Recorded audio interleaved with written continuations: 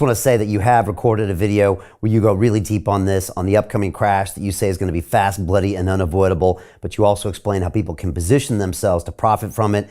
Again, people can watch that video at londonreal.tv/Jim. I highly recommend everyone watch that video. It won't be available on socials. I saw you post that picture of you in that supercomputer down in Florida, and I want to ask you about AI. We can close on this one.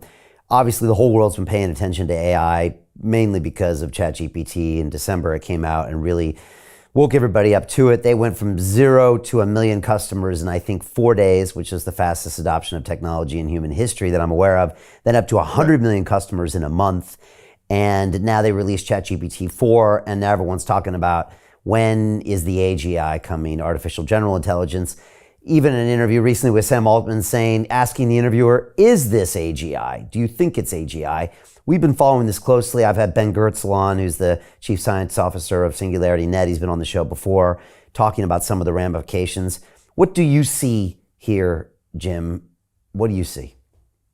Well, AI is exploding, it's, biggest topic in certainly technology circles, but also other circles, financial, military, business, et cetera, because if the AI lives up to its promise, then there's a whole bunch of problems in all those fields that could get solved almost overnight, medicine, et cetera. So it's exciting, a little daunting. There were three things you need. My first AI conversation was with a consultant from Arthur D. Young in like 1979. So, I mean, it's been around. They're writing from Aristotle, 2300 BC, where he was speculating about what happens when it was, basically a spinning wheel, a loom kind of thing. What happens when the loom works itself and you don't need to do it by hand? What do we do with all the leisure time? So this is Aristotle, right? Alan Turing in the 1950s, same thing. So there's a lot of writings on it. So why is it so big right now? We need three things. One, you need a theory or a vision. Kind of need to know what it is. That's what Alan Turing provided. Then you need data. Like a fast computer doesn't matter if you don't have billion pages of data. And that really kind of came along in the 90s with the World Wide Web and search engines and all the rest. So, okay, now we got the theory. Now we got the data. We got access to the data. The missing ingredient, the third thing, was processing speed. It kept getting faster, Moore's Law, but now we're there. So you can, and then self-learning, which is, okay, the computer kind of talks to itself. Like a computer produces an output, but it evaluates its own work and says, I could have done that a little bit better. So I'll change my code myself, meaning the machine, to make it better the last time. Well, now when you're into machine learning, you don't know where the machine's going. Like, you know what the output is, you know what it can do kind of, but you don't know how anymore because you're not coding it. It's off on its own. And then ultimately, do the machines take over Terminator and all that? And there are legitimate concerns. There are some safeguards. But one of the things that we've seen already is that the machines will make things up. Like there was a guy who said, he was on ChatGPT, and he said, tell me about, and the blank was himself. He put his name in. Tell me all about so-and-so. Machine took a few minutes, came back with a pretty good biography. It's like, born, et cetera. And the guy's reading it, and it said, died in 2019. It's like, I think I'm still alive. But he queried the machine. He goes back, well, what did he die of? But the machine came back with like a pretty good description of how he died and the obituary and all that. Well, it turns out this journalist who was doing this was the obituary writer for one of the top UK publications. I forget if it was the Daily Mail or whatever, but he was the obituary writer. So the machine got obituary, on the brain, so to speak. It's not a brain, but whatever. And but the machine made it up, and that was the striking part. The machine. I warned, I was with my colleagues, and we're down in Florida, University of Florida. But the picture you saw of me was with the Hypergator. The Hypergator is the third fastest non-government computer in the world. So there might be some faster ones at Los Alamos and Sandia Lab and all that. But this thing, and it turns out that the founder of Chris Malinowski of NVIDIA was an alumni of the University of Florida. I mean, I'm kind of new to the whole SEC thing and all that. I've been involved in the field, but you get down at the University of Florida. I mean, the Gator loyalty, the Gators, their alligators, their motto. Oh, sorry, their mascot.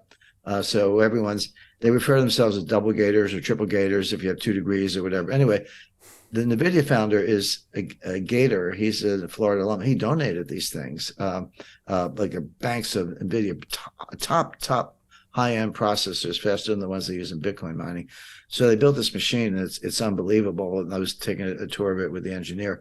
But another thing that's going on. So these computers make things up, but beyond that, they feed on information. So we're already you mentioned information warfare, Brian, and you're right. But imagine information warfare conducted in an AI environment.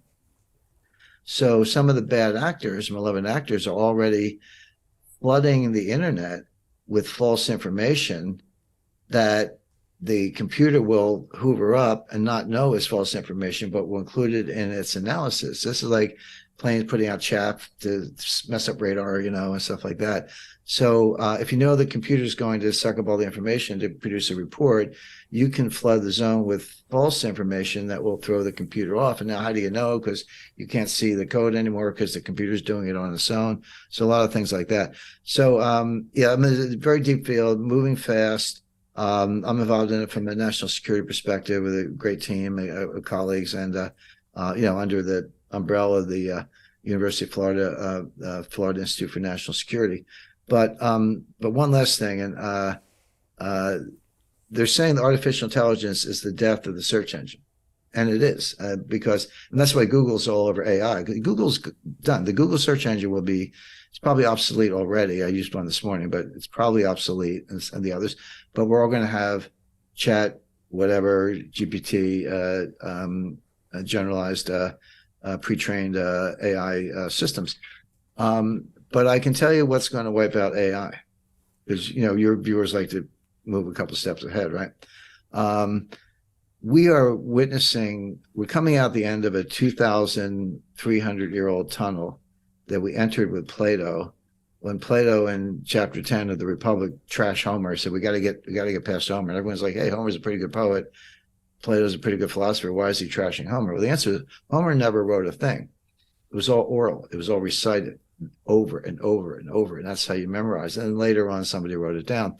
And Plato was a writer, and he insisted that we had to use the phonetic alphabet to get into writing. We've been doing that ever since. Like about the stages and Gutenberg and the printing press and all that. You got to go back to Marshall McLuhan and others to follow that thread.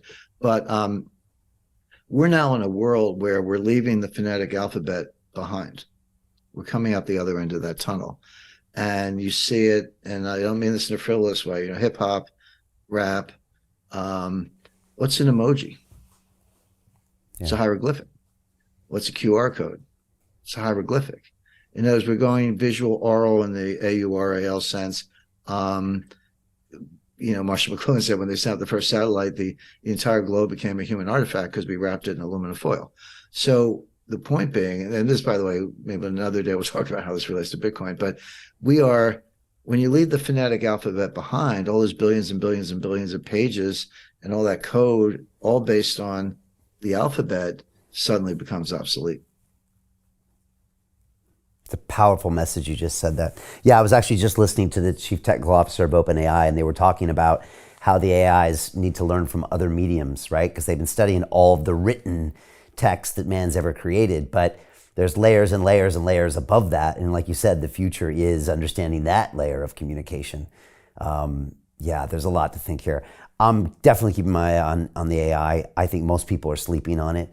And, it just moves so fast when it does move that, look, the next few years are going to be very spicy, to say the least. So Jim Rickards has just recorded a video that's not available to anyone in the public, and he's going to be talking about how this upcoming recession is going to be fast, it's going to be bloody, it's going to be nasty. But at the same time, he's going to show you how you can position yourself to profit from all of this chaos.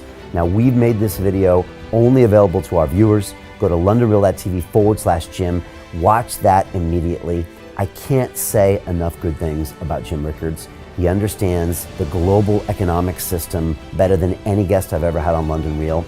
His predictions are almost uncannily true, and you can learn how to profit from his vision, from his expertise, and his understanding of economics. So go to londonreal.tv/Jim or click the link below. It's an excellent, excellent look on what's going to happen in the future and how you can position yourself to profit from that. Jim is one of the best in the business, one of my favorite guests on London Real, and he's very, very good at predicting the future and showing us all to profit from it. So click the link, and I hope you enjoy. The greedy bankers are about to do it again. In 2008, they crashed our financial system and nearly bankrupted the entire global economy. Then they received trillions of dollars in government bailouts. And after, they demanded fat bonuses paid for by you, the taxpayer. It turns out the banks haven't just been screwing the American taxpayers, they're also screwing over their investors. Turns out the banking industry is the worst place you could put your money, despite enormous taxpayer bailouts. Now the bankers are back to take away your financial freedom. They lie and tell you that cryptocurrency isn't safe.